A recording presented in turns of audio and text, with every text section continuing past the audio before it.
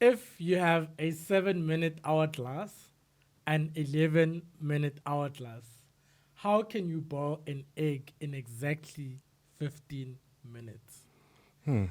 If you have a 7 minute hourglass and an 11 minute hourglass, how can you boil an egg in exactly 15 minutes? I'd first take my 11-minute hourglass, Yeah. put that to the side. I don't think I'm gonna use it. Okay. Then take my 7-minute hourglass, Yeah. flip it twice, then I have 14 minutes, Okay. and I'm sure I can count to 60 and get to another minute. I don't know. Is that a good solution? I don't know. Well, How would you do it? Um, I think I'll use the 11. So that leaves 4, right? yeah. And then use the 7 halfway. Uh-huh. That sort of takes me to 15. Yeah. So when yeah. I can see that the 7 is halfway, I'll then know that I'm on 15 minutes. I think that's my answer. All right. Great. And how do you like your egg? When it's boiled, Yeah, soft, medium, well done. well done. I can't do. What's the other nicer word that they use in the Yes. restaurants? Hard boiled. Yeah, it's like hard boiled or like they have these other words. But anyway, That's not. That's not. I What's like. the answer? I'm I curious. like my egg done. Must be super well done. it must be very, very, very, very well done. Very well done. I don't even think the We don't guy want who it sells slow. eggs by the street corner is giving them 15 minutes. Yeah. Seems like he gives them a 2021. So the answer is to boil the egg in exactly 15 minutes. You follow these steps. 1, start both hourglasses as you start boiling the egg. After the 7 minute hourglass runs out, turn it to start again. Whoa, Freddy. Hey, Hey. I was almost there. Hey, See? It's a bit hot. 4 hour minutes later, when the 11 hourglass runs out, turn the 7 minute hourglass again. Wait for the 7 minute hourglass to run out, which will take another 4 minutes and get you exactly to that 15 minutes of boiling time.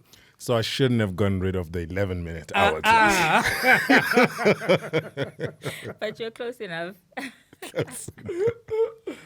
Alright. Crazy, man. Crazy. Guys, welcome to Insights Digital Podcast. My name is Tabo Serame, your insight and data guy. You know, we're talking all insights and digital stuff. We're talking everything, data, business intelligence, data privacy, data visualization, data transformation, data audit, digital transformation, digital audit, strategy, etc. Right? So today we're gonna be, introducing my lovely guest. How do you like your egg? Oh, yes. I said very well done. Oh, very well done. Yeah. Yeah. Must be almost grey inside. Yeah. Yeah, I know, crazy, man. Rocket. Also, and I'm Freddy Mavitella. I'm Freddy Maestro. You know, it's your digital guy here on Insights Digital. We have a lovely guest with us today. I don't even have to say the word lovely because you've seen it yourself. We have Zanele Mazibuko. How are you doing, Maze? I'm good, thanks. And you? Awesome. Let the people know who you are. Tell them who I am. Yeah. Glad to be here. As you heard, I'm Zanele Mazibuko. Born and bred from Soweto. So I'm Zulu though. A lot of people always like, where you come from KZN? And I'm like, no guys, it's Soweto. Nowhere close So to the coast. I don't speak that Zulu that people expect. But yeah, so grew up there. Have 4 siblings. And yeah, I've always, from a career perspective, always been in data. So I'm currently a group information officer at EOH. Heading up data privacy and data protection there. And yeah, always been in data all my life. Yeah. And yeah, it's been an interesting And journey. that's why she's here with us today, heading up information group for EOH and being in the data privacy space. What does that entail? What does your job entail from day to day? Protecting EOH's data or protecting EOH's customers' data? It actually is both ways. I have to protect EOH's data in that we cannot be breached or have cyber hacks Cyber and attacks, yeah. ransomware attacks and all that. So we have to make sure we have the right security controls in place, as well as following the acts, the regulations that are out there to say we need to protect people's information as well. We can't just do as we please with it. So we have to make sure that we handle that information correctly. So what does that mean, right? Let's park EOH because we don't wanna talk about them too much. Yeah. Let's talk about data privacy, right? What is data privacy, and how does it look like? Whether it's for individuals, because we're going to talk about it a bit in detail, but for both corporates and individuals, what does data privacy mean?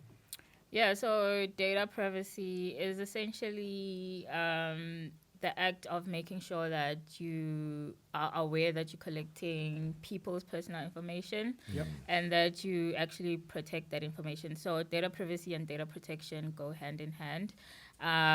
So in South Africa, we have, and across the world, there are data protection legislations or regulations that have been put in place to make sure that we know exactly what we need to do in order to protect that information. I'm not sure if you guys knew, but you actually, the right to data privacy comes from the Constitution, Section 14 of the Constitution, to say you have the right Oh, to cool. data. Yeah, you have Yeah. the right to privacy. So then the whole act was also then stemming from the Constitution to make sure that people are protected. We don't use your information harmfully. Yeah. I mean, you've seen scammers and everything. You can Scammers are take your out here, information eh? and literally build a whole profile about you and spend and buy things and everything, and you find yourself cloned or even worse. So yeah, that's the whole point of the data protection and data privacy. And often people feel like their data is not protected. People Yeah. feel, and it's not even a feeling because they've experienced a lot of acts from companies that made them be concerned about their data. So before we had the Poppy Act, people were really concerned about their data and still are. Yeah. And now there's the Poppy Act. How much protection does it render to the daily consumer at the moment? Yeah, that's a good question. I mean, a lot of people feel that it doesn't. They just feel like it's an act that's there, and organizations act that like they are protecting the people's information. But what is important for people to know is that the act is there to protect you. So you've got rights. So what they call customers or clients in the act is called a data subject. So as a data subject, you have a right to ask any organization what information they hold about you. You have the right to tell them to delete your information. You have the right to tell them to correct your information. You have the right to tell them to stop processing your information or restrict the processing.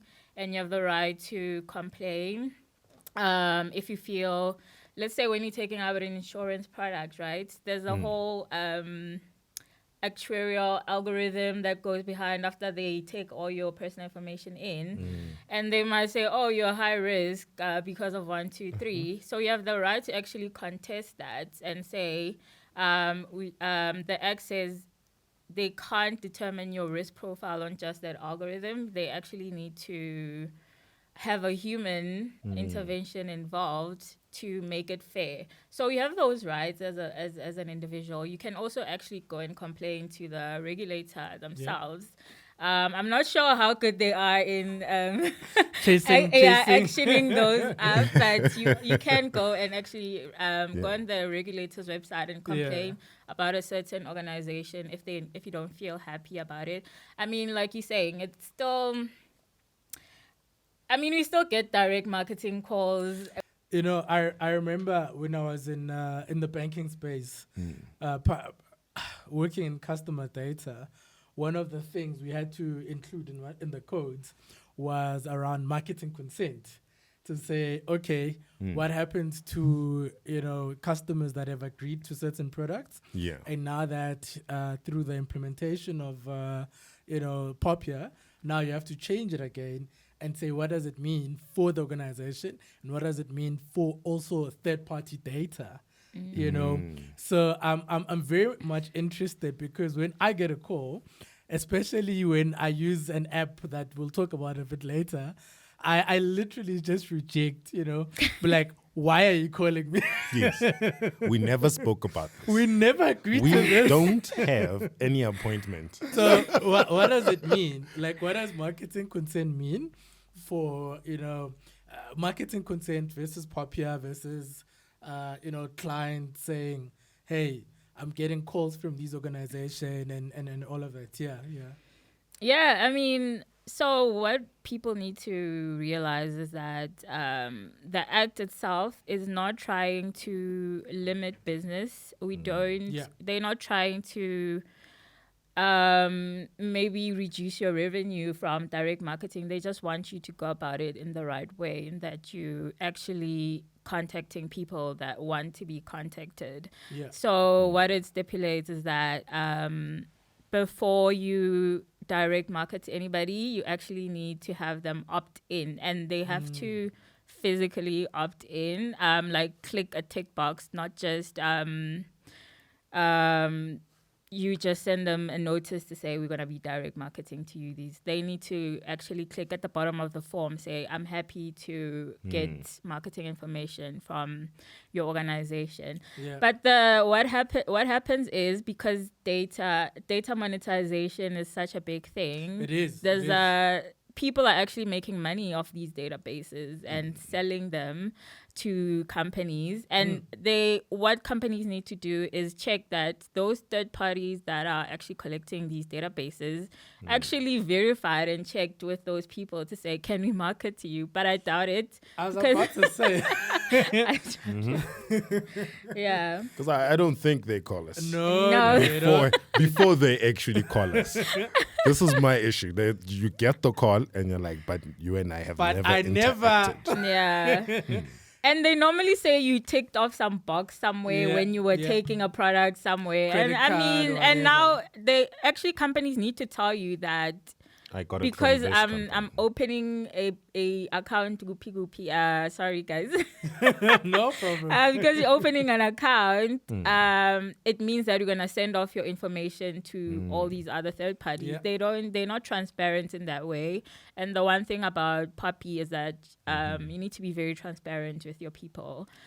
So what I do, the hack that I do, instead of just dropping the phone, when they call me those unsolicited direct marketing calls, I actually ask them, where did you get my consent to contact me? And normally they just tongue-tied. And they're like, okay, we'll remove you from our database. I'm like, good. And it's a lie. I always tell them that as well. And it's a lie. I'm like, "Nah, I know you're not going to do it. I know it. So why do you do it?" And the funny part, and also the complexity, right? Let's talk about business, right? The business that's heavily dependent on customer data would usually, I mean, you're accepting. They say, okay, do you agree? So the traditional marketing consent used to go, if you agree to marketing consent, they can send you or call you or send you an SMS, email you and call you and do whatever. So now they say, okay, if you agree to marketing consent, are you agreeing on email? Are you agreeing on SMS? Are you agreeing on phone? Are you agreeing? What exactly are you agreeing on? And my question to you, as you know, the boss in the space, is how do you beat these companies up? Who then put a whole blanket Yeah. and say, no, but this person agreed. I said no on SMS. Yes. So how do we treat them? How do we treat these bullies? That's where you can exercise your rights that I spoke about earlier. Yeah. One thing you can do is literally go straight to the privacy officer. So if you go on their website, they normally have something called a PAIA manual. Yes, at the bottom with Yeah. clauses. So in the PAIA manual, they'll give you the details of the privacy officer. You can just email them and say, I'm not happy with 123. Yep. Or you can send a mail to the organization, especially if you know the organization, then you can do that. The third option is going to the regulator and actually complaining at the regulator. But yeah, it's a tricky one, I won't lie. Yeah, like Because the other challenge I have with anybody asking to be removed completely from direct marketing, if we haven't mapped out all the areas where your information is being sourced to do that direct marketing, and there's third parties that have your information and we're using them, it becomes a bit difficult to actually scratch you out everywhere. So organizations also need to put those processes in place to say when someone says stop, we actually go to all the relevant places and stop the direct marketing. and data quality becomes a very big deal. Yeah. Because you can imagine that yes, that they're using, let's take a checkers, a checkers maybe as a partnership with a certain bank. And now, yes, with that bank they said no, but with them they said yes. But now the bank has access to that checkers data as well. So it's So like, it goes back to but how do we do it? yeah. What's Goes back to the bank relationship? and you still get a call from the bank. Yeah, it's like, but you're doing very well. You're spending so much. How about we give you extra So credit? does it and have save to you? stipulate? Does it have to stipulate that we as company such and such are going to be using third parties for your data, or if the company just says, hey, do you give consent for us to throw direct marketing at you, and you just tick the box, and they can then still use it for third parties in which they are in partnership with? I mean, most organizations take the easy route out and will just keep it high level. But if you want to be best practice and following the right rules, you definitely have to say, we'll be sending these to third parties. And then you as a customer can come and ask, give me a list of all those third parties that you're sending that information to. Yeah. So Knowledge is power. I'm about to go ask everybody. I doubt they'll be able to source it. It's so hard. Like, that's one of Yeah. my challenges as well. It's hard to, because like you're saying, it could have been a no this side and a yes this side. Yep. And for us to always be aligning and making sure of the most accurate data is a problem. And Tabo, you could have been saved as your name and your middle name and your Yeah. surname, and this side is just your name and your surname. Exactly. And then it doesn't link up, Damn. and then we have the problem again. So the regulator is still a bit more lenient because it's a hard thing to do, but it's something I feel it needs to get like sorted. Yeah. It does. But I think for me, again, working from the space on analytics and the likes, one thing I've seen is that contactability can be a big boost for business. So I think the businesses as well, they need to push the regulators and say, but listen, you are literally, are taking from my bottom line, because now instead of contacting these customers, I have to worry about, am I doing the right thing? Yes. Am I, I think some really, really strong conversations need to pop in, in that space. So let's take it into I like the celebrity things, Yeah. with the social media, whereby you find, someone says, why are you using my picture? And social media is like Facebook and Instagram are like, but this data is now ours. It's not yours. As Tabo was saying, that's where it gets a bit tricky on how exactly do we trace You know, and how exactly do we regulate such environments? So, in the club, you're there In the what? dancing, right? You're dancing. I hit the clubs a lot. If you've Okay. seen my picture, I did not give consent. This is what I want to say. That guy pops up with a camera, right? And Yeah. he's like, T-Bose. And you're like, oh, where? He takes Hey. a picture tomorrow morning. Boom. Load you it. Yeah. you were at Club Loco, what, somewhere. Mm-hmm. And you're like, I don't remember Yeah. ticking or signing anything Yeah. that says, yes, my image may be used for social media. You can post me on Instagram. You can post me on Twitter. No, I am But banned. not on LinkedIn. Yes, I am banned on Facebook and please not on LinkedIn. How do we navigate around such environments? How do we actually navigate around such environments? What should Okay. be the rule at play?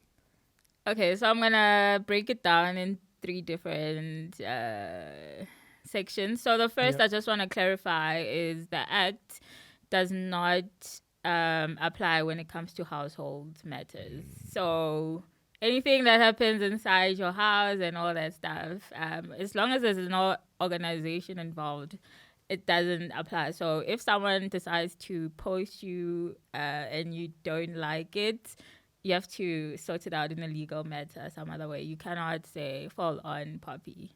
But when it comes to those types of areas where you're at a event and you're exposed and people are taking pictures, I feel South African, places in South Africa are actually quite behind because I've seen with one event that I actually attend, when you're signing up to attend, they actually give you a disclaimer to say, by you entering this premises, taking we are pictures, yeah. we are taking pictures. You forgo your privacy, you forgo all that stuff. So Oh I my. think clubs should put that disclaimer up, and then it'll be then up to you to say, am I going inside or not? At least give you guys that heads up. That's your way of giving consent to say, I'm happy with the Night pictures or clubs. not. Night clubs.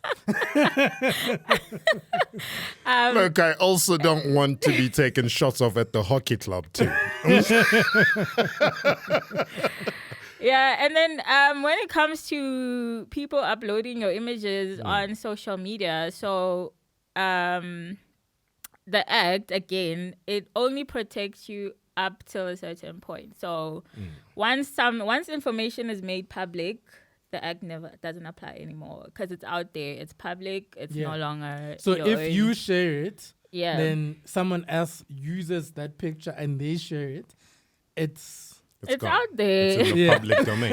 And that's something that also applies to your details. So I also wish to understand this, the understanding of public domain information that can be used and your private information that you wish to retain. So if I put my email address on my Facebook profile, that automatically makes it information that is in the public domain. Yeah. yeah. That's a bit tricky, right? So it's going to be harder for you to fight, especially if you maybe open a lawsuit or whatever, because you've put that information out there. I mean, you can find other things to rely on, but you've put that information out there. So when it comes to social media, it's all about you putting in the boundaries, like checking out the privacy settings, the features on the app, disabling your location, anything that you can see that will limit your exposure. Also be private, don't just let anybody be your friend and all that stuff. So because as soon as you put it out there, it's out there, guys. There's nothing you can do. As I log off. Yeah, hey? Like, can I go back and reset everything? Because even if everybody- you're private and you post it and Yeah. someone takes that information, It's still you now have to go and actually do a I don't know, take the whoever your friend list is to the cops, because there's really nothing else you can do. You posted you it. posted You are the it. one who put it out there. So now there's marketing consent, there's social media, and there is silence. Mm-hmm. Active listening. Yeah, that's one concern that I still have. Where I'm like, okay, cool. I can look at my Facebook and set out my privacy settings there. Yeah. But how do I then, silence the active listening that keeps on going on my phone from other applications and not being able to track where this is coming from, who's listening and when? Yeah. So like one of our crew members, Tato, Yeah. he we're talking about Python, with one of our guests. Yes. And when we're talking about Python, suddenly he has never looked at anything related he to gets Python. And then suddenly on Facebook he sees Python and is like, what the heck is going on here? No, that's extreme. I think you have to have Googled it or something. No. He literally was in the room he did not even say it himself. Yeah, He was in we the said room it. with us. And Python starts popping up on his timeline. And I'm like, when it pops up, I can't be shocked. I'm just Yeah. like, Okay. Python stuff. Well, That must be some AI things, eh? It is. Yeah, Definitely, yeah, definitely. because okay, if I'm not going into that level of Yeah. active listening, your apps are literally linked in some way. So yeah. what happens, especially the social media companies, they're all linked, Facebook, Google, Insta, everything. So whatever you do on one, it filters across to the 100%. other and everything. And as soon as you Google, I want to travel to Turkey, maybe for Yeah. example. Next thing, when you on your timeline, you start seeing travel to Oh. Turkey things. So it does happen, and I think it's about how comfortable you are Yeah. in terms of. It's for you. Are you seeing it as a convenience, or do you see it as, oh my gosh, like my privacy is being compromised? Because for some people they'll say, oh, actually this is convenient. I was thinking of going to Turkey and now I'm seeing all these possible Yeah. packages. And then other people could be like, no, I feel exposed. I feel violated. So I think because I'm an Apple user, I'm going to be a pioneer. Core group. Support the podcast. Core group. Hey. I think, Apple has been very good in terms of trying to limit that exposure. I mean, Yeah. you can sometimes when you have your location on forever, it'll actually tell you your location has been on and these apps are actually picking up your location.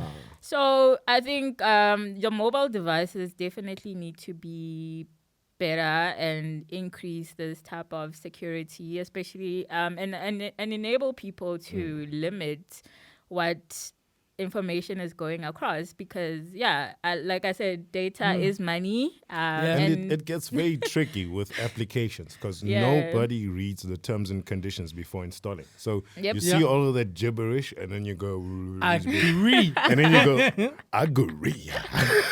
Before before you even scroll down, you've already ticked on that agree box, and you're like, let me scroll down just one line. This is it. Okay, no, I agree. It makes sense. Yeah. And you find that because I've seen and heard some of the most absurd terms and conditions on the applications, like the ability to switch on and off your airplane mode, and people tick agreed. And actually, a very interesting story that I once stumbled upon. A lady actually won money by simply reading the terms and conditions. Seriously. She read all the way till the end. Yeah. And at the end, it said, if you have reached this point, you've won such and such amount of dollars. Are you sure? Yeah, and I'm she going took there. She took it into the company and she got the money. An old lady, of course. I mean, we don't really have the patience. Yeah. This old lady was like, what is this? What is this app on about? And she went all the way to the bottom. Yeah.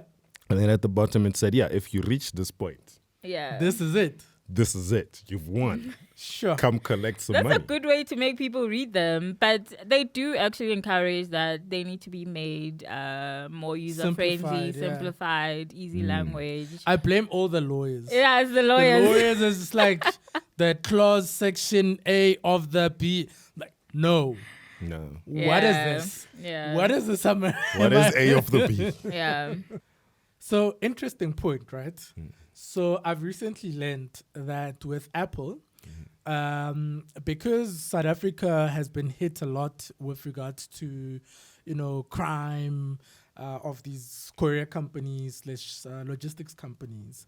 So, what they've now introduced is normally on your iPhone, you have a Find Me, right? Find My Phone. Yeah. When you have your Find My Phone, you can trace amongst your friends as to where exactly is this thing. But now they're becoming more intelligent and they're saying, listen, we will build our own Find Our Phones, and they literally search and actually find the phone, That's so before cool. it even gets stolen. Because, I mean, a lot of businesses lose actually around this because they can't Yeah. track their assets. And millions get lost in Yeah. those Yeah. hijackings. So I think it's a really important lesson, especially for different types of. I mean, there's IoT now with the help of IoT. Yeah. There's a lot of elements that we can learn from such things, and I think let's move away from that. Let's talk about cookies, right? Yeah, I love Not the cookies. biscuit. Oh. Yeah, I thought we were getting off with cookies. I was like, I love cookies. I'll get ginger. Give me buttermilk. Chocolate chip. Chop. Come on, let's go. Yeah. Let's talk cookies, guys. Yeah. So, how does cookies and data privacy and how does that relate? Yeah. What is that, and how does that relate? I guess. Yeah. Okay, so I think Yeah, a lot let's of start people explaining don't what even. cookies is. Yeah. I think Just because my grandma watches the show now and then. Trust me, grandma, it's safe. These are safe cookies. Except all the cookies. So, cookies are basically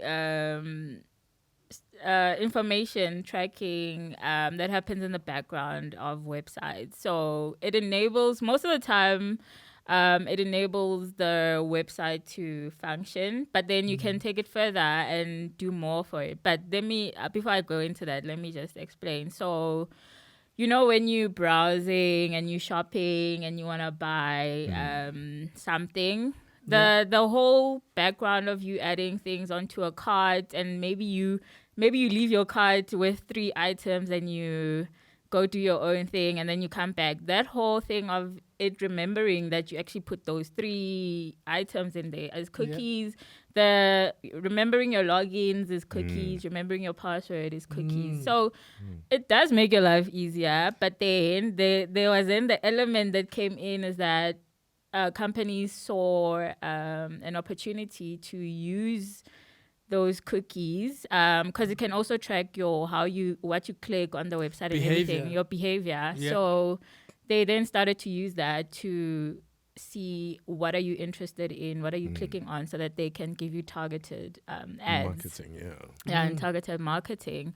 So that's where privacy came in to say, okay, now you're actually invading someone's space because you're following what they're doing and tracking so that you can actually try and sell them certain products. So you actually need to now tell people that we have cookies. And unfortunately, from a South African perspective, it's not in the law.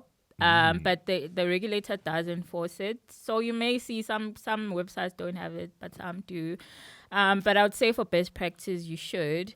But other countries take it very seriously. So what it needs to say, it must ask you, do you accept cookies? And it should even go further to say, you can accept the essential ones. The essential ones are the ones that will allow you, basic for the functionality of the basic website, functionality. And then there's analytical cookies, and functional. That's what I love, by the way.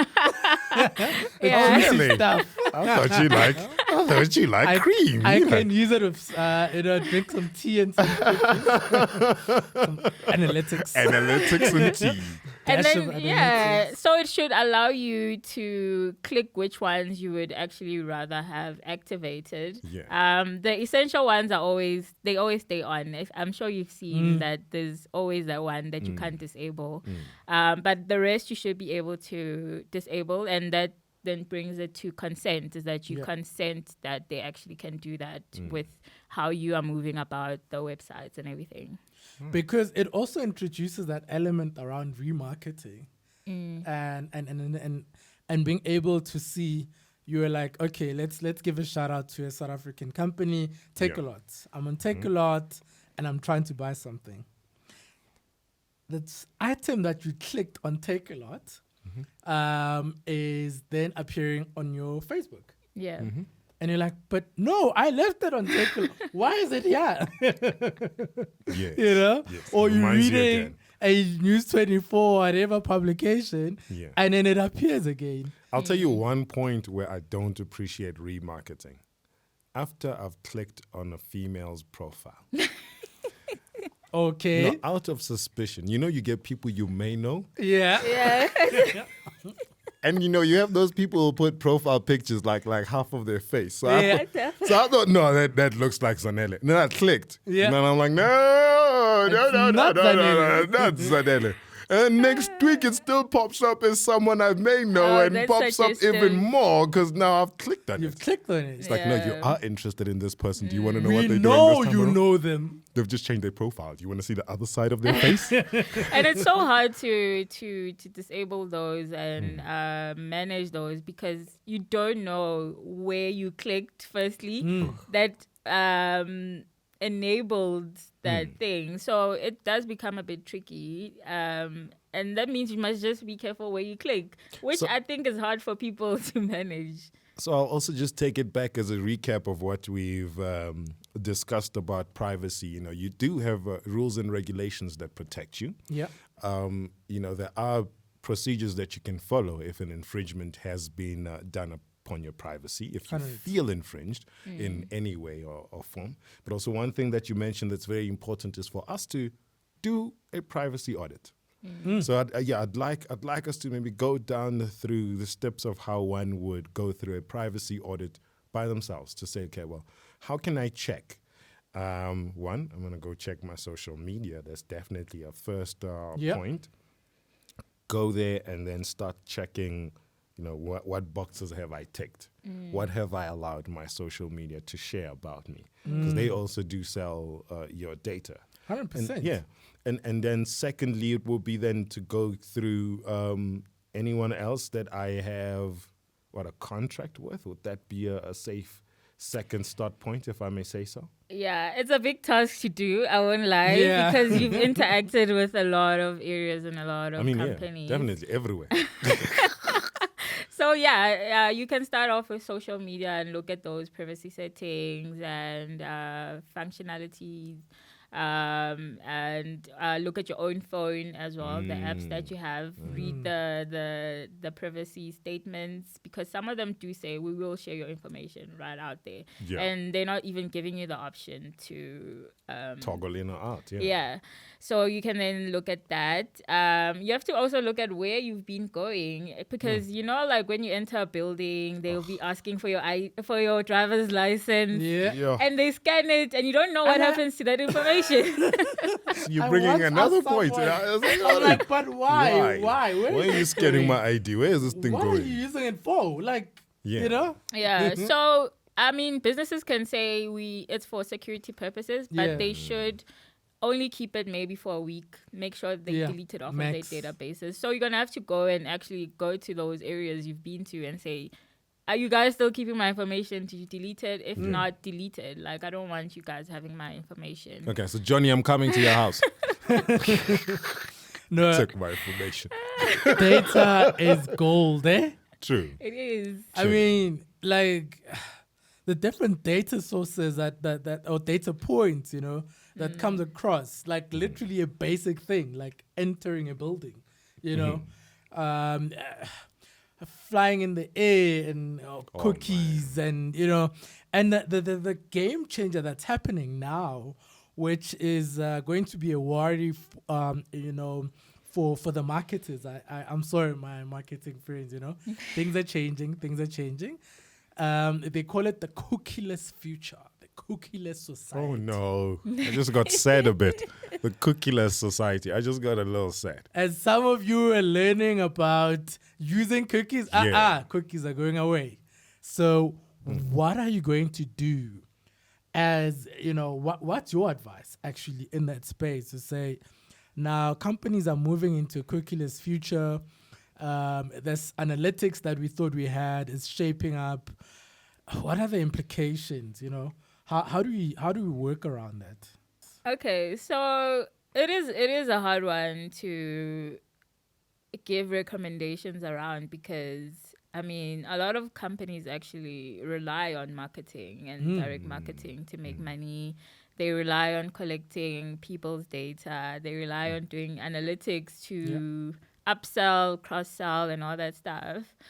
So if we do get into that area, I feel that well, there's two options. It's either organizations can actually boycott or actually go to the people that set the rules and say this doesn't make sense because the whole point of all these acts is not to hinder business. Like I said, we want to make sure that you do continue making the money that you're making, but just respect people's information, you know, don't abuse it and all that stuff.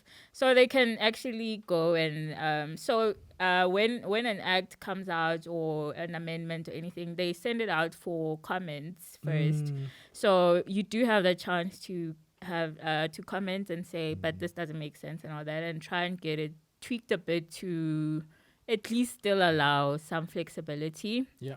And then the second one is we're probably gonna have to go back to manual ways of doing things, which doesn't make sense because we're moving into digitization. Send world me a and all this. post. That's where Send me we're a going. post. Snail mail. Snail mail me. So you're gonna have to literally keep physical databases of people and if they want to get marketed to, and then now you can't even use like your websites because what else are you gonna What's do? the point, right? What's the point? So I think I would actually say people would need to contest that because I mean it doesn't make sense. It's a technical world, it's a digital world. It's So cookies. and remain. they just need to enforce that people say yes to it and allow people to opt out anytime. And they must always give you that option to say unsubscribe, opt out, or whatever. I think that makes it better, you know? Agree. I think on something that is very, has so much debate in it is the lovely company called Truecaller. Yeah. You know, Yeah. it allows us to.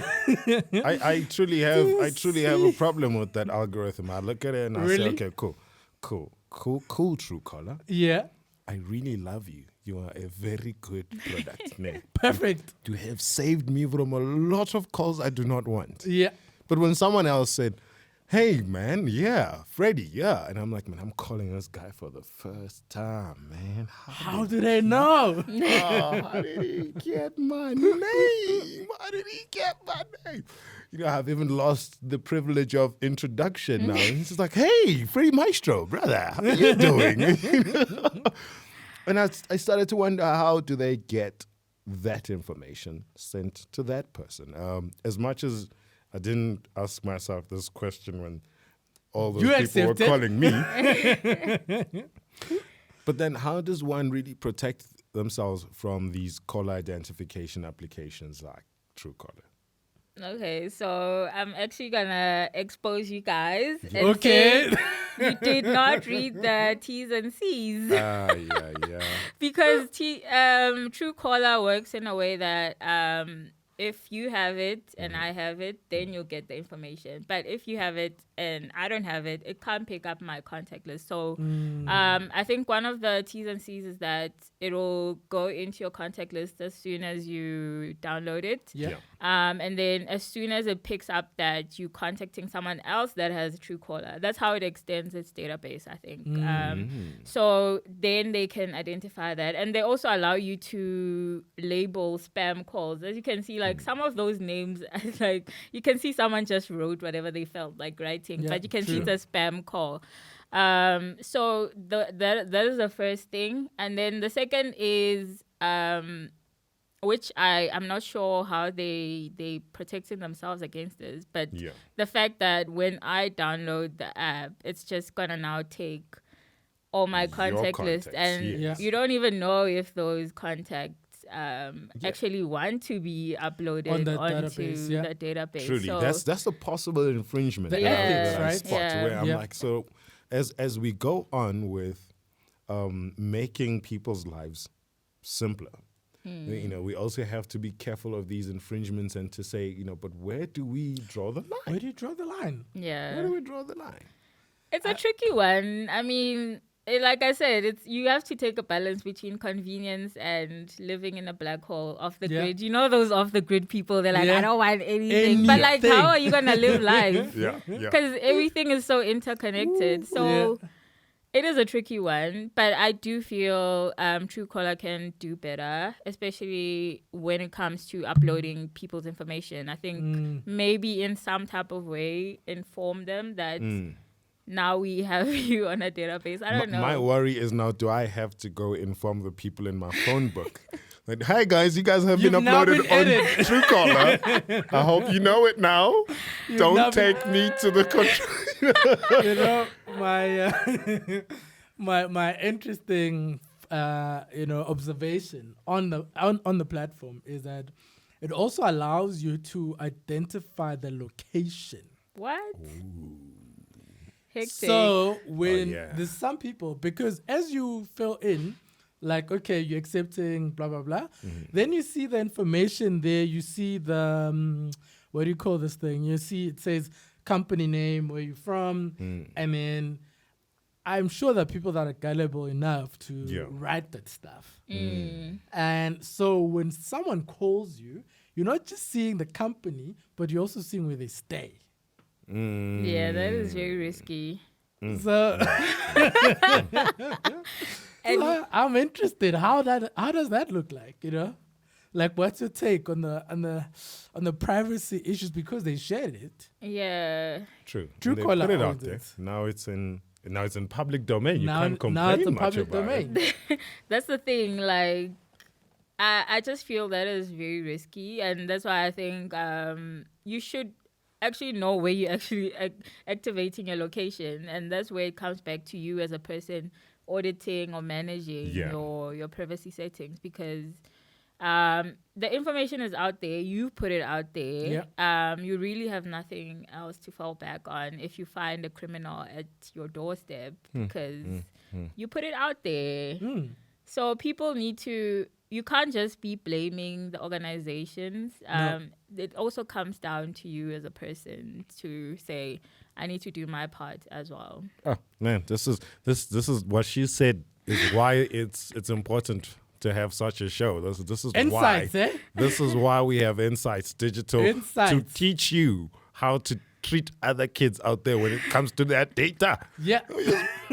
Putting my name everywhere. You just like, oh yeah, I was with friend. Don't, especially tagging me. Don't tag me if I wasn't there. It's that simple. Doesn't need police to get involved in this. Data privacy can be as simple as not tagging me and 100 others Don't tag when we us. were not there. So the interesting part, right, is in the business of data.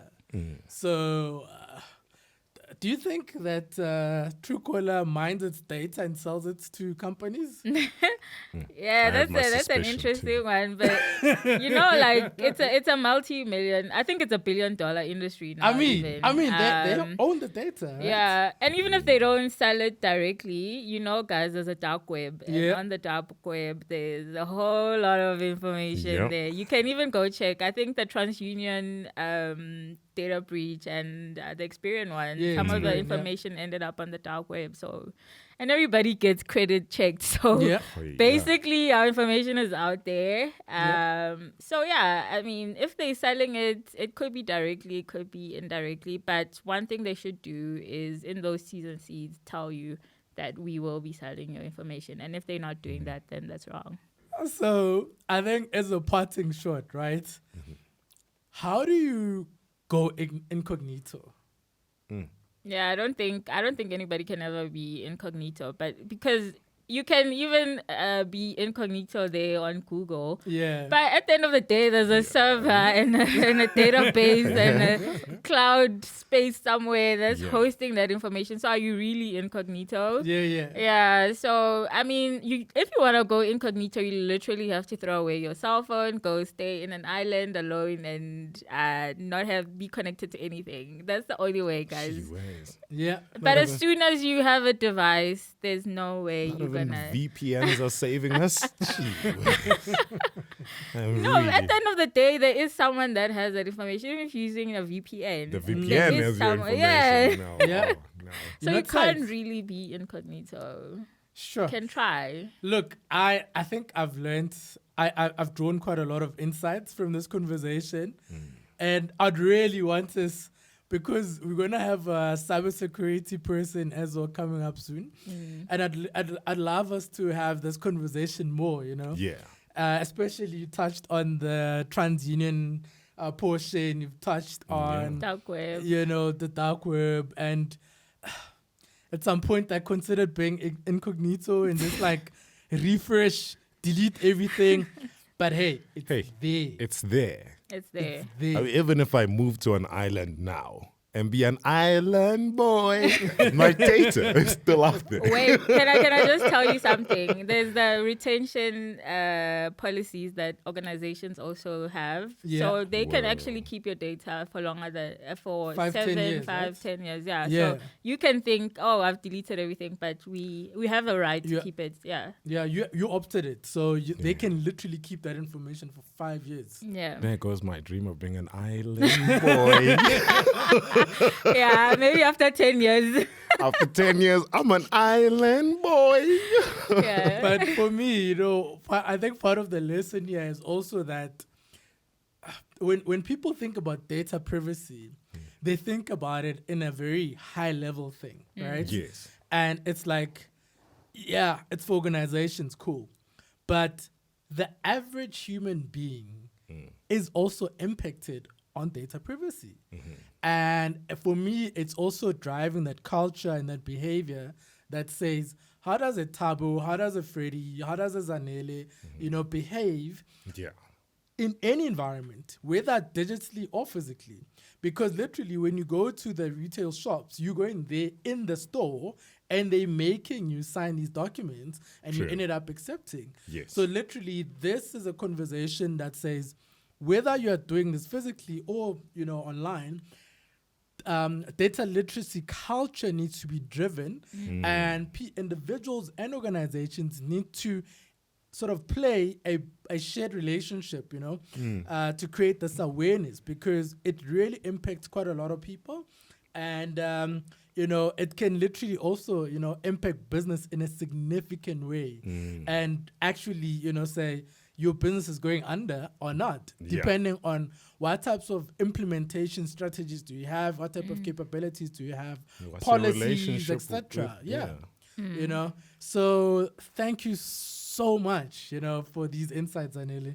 It's, Yeah, It's a true. pleasure. Listen, you just Solid, you eh? just wrapped it up nicely there. Good and solid. You know, take care of your data. Be aware, and that's all this episode is about. Be aware of where you share your data. Every point where your name's being put down, your numbers being put down, your ID numbers being put down. It's a data point, and it might not just end there.